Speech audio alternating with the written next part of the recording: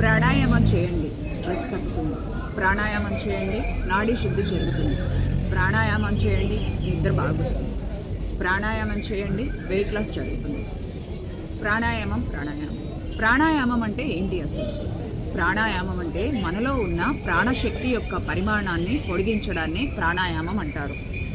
మన ఉచ్ఛ్వాస నిశ్వాసలను క్రమబద్ధీకరించడాన్ని ప్రాణాయామం అంటారు. మనలో ఉన్న ప్రాణాన్ని అచేతనంగా నిలిపి ఉంచడాన్నే ప్రాణాయామం అంటారు. ప్రాణం అంటే శ్వాస కాదు. ప్రాణం అంటే ఈ విశ్వానంతటిని చైతన్యంగా ఉంచేదే ప్రాణం. అదే జీవశక్తి. ఆ జీవశక్తి మనుషుల్లోనూ, జంతువుల్లోనూ, నదుల్లోనూ, వాగుల్లోనూ, పర్వతాల్లోనూ అన్నిట్లోనూ ఉంటుంది.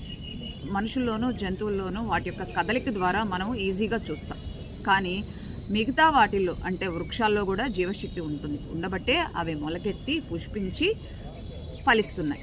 అలాగే పర్వతాల్లో కూడా ఉంటుంది, నదుల్లో కూడా ఉంటుంది. నదుల్లో కానీ ప్రాణశక్తి లేకపోతే అవి ఒక చోట నుంచి ఇంకో చోటకి ప్రవహించగా భూమి ఆకర్షణ శక్తికి లోనై ఎక్కడికక్కడే ఆగిపోయి గుంటలోని నీళ్ళు స్ట్రక్ అయిపోతాయి అన్నమాట. సో అలాగే అదే ప్రాణశక్తి మనలోనే ఉంది. సో ఆ ప్రాణశక్తి దాని యొక్క పరిమాణాన్ని పెంచుకోవాలి. ఎలా? డీప్ ఇన్హలేషన్ చూడండి, డీప్ ఎక్సలేషన్,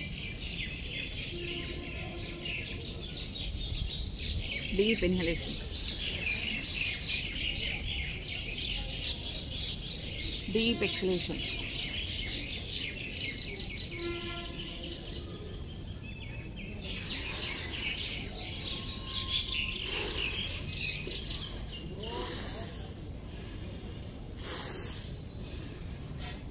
ఇదొక ప్రాసెస్.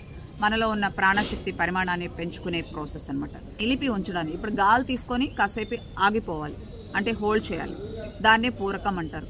అలాగే గాలి వదిలి హోల్డ్ చేయాలి, దాన్నే రేచకం అంటారు. చూడండి,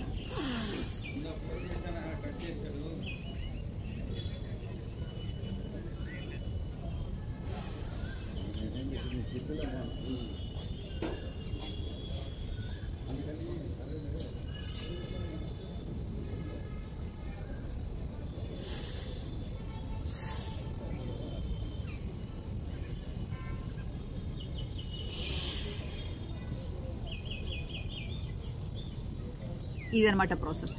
మన ప్రాణశక్తి యొక్క పరిమాణాన్ని పెంచే ప్రాసెస్, అలాగే నిలిపి ఉంచి కూడా పరిమాణాన్ని పెంచే ప్రాసెస్ అన్నమాట.